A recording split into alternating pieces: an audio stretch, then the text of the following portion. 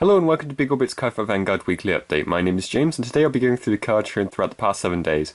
We have reached the end of V-BT07 and starting off with the last bits we have the R Sure Stealth Dragon Fusen Kongo. He has Auto Vanguard Circle Rearguard Circle when it attacks. If your damage zone has 5 cards, cost Soul Blaster grade 3, bind any number of cards from your drop zone until the end of the battle. This unit gets plus 5000 power for each of the cards in your bind zone, and your opponent cannot call Sentinels. So if you know your opponent has this card in their deck, you need to be careful about damaging them too much, as if you're not prepared for this card, it could be their way to come back into the game. Stealth Dragon Jianjin is a grade 2, who is another R, and has Auto Rearguard Circle when it attacks Vanguard. If you call 2 or more grade 0s this turn, this unit gets plus 5000 power until the end of the battle, and at the end of the battle cost, put this unit into the Soul and countercharge 1. Pretty good to get resources, and Nubatama do use both Counterblast and Soul Blast quite a lot, so I can see a lot of use coming out of this guy.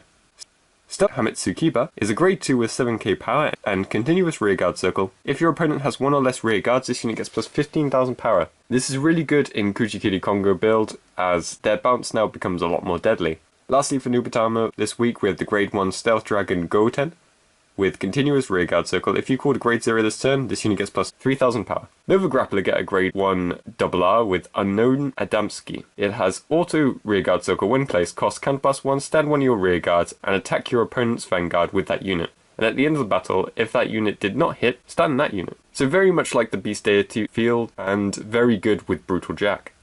Another R is the grade 1 Klefts. His skill is Auto Rearguard Circle when your drive check reveals a normal unit. If your Vanguard is Fighting Fist Dragon God Hand Dragon, cost Counterblast 1, retire this unit, and your Vanguard gets Drive plus 1 until the end. So this works well if you didn't get a single front trigger for the whole turn. A pretty interesting grade 3 is Powered Trooper Xing. He has Auto Rearguard Circle once per turn. When it attacks, cost Counterblast 1 and discard a card from your hand. This unit gets Drive minus 1 until the end of the battle and performs drive checks for its battle. So yet even more chances for you to get the front triggers by your rearguards who are also able to do drive checks now. Bugabooed Mammoth is a heavy beater with Auto Rearguard Circle when it attacks. If you have 7 or more units, this unit gets plus 15,000 power until the end of the battle. Quadron Liger makes up for all the discarding with Auto Rearguard Circle. When its attack hits Vanguard, cost Soul Blast 1, draw a card. And Rolling Extender is a new hero with continuous rearguard circle during your turn.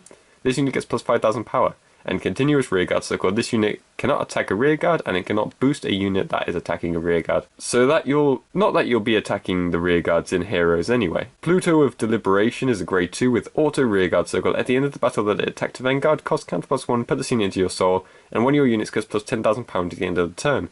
If your Vanguard is an Astral Poet, get an imaginary gift force and put the marker on your Vanguard circle. Being able to give the first bit of power to any unit is really useful, as your Vanguard is likely not going to need that power anymore with all the force skills. We also have the grade 3 Spirit Soul Sorcerer Recruit. He has Auto Vanguard Circle Rearguard Circle when placed, Soul Charge 1 for each of your units.